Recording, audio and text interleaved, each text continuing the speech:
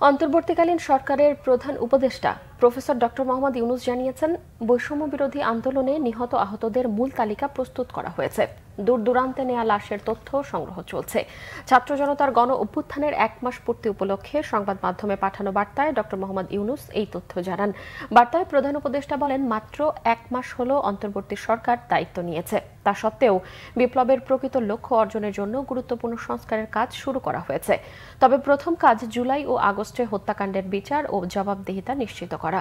গণহত্যার বিষয়ে জাতিসংঘের নেতৃত্বে স্বাধীন ও নিরপেক্ষ তদন্ত পরিচালনার জন্য জাতিসংঘের মানবাধিকার দফতরকে আমন্ত্রণ জানানো হয়েছে। ইতিমধ্যেই তারা এই দেশে এসেছেন এবং তাদের কাজ শুরু করে দিয়েছে।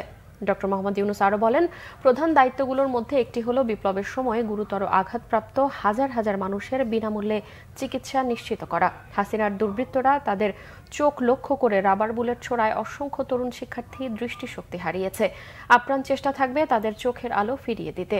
আহত শত শত মানুষ যাদের দীর্ঘমেয়াদী চিকিৎসা প্রয়োজন, তাদের ব্যয়বহুল চিকিৎসা এবং শহীদদের পরিবারের দেখাশোনার জন্য একটি ফাউন্ডেশন এখন তৈরির শেষ পর্যায়ে আছে বলেও জানান তিনি।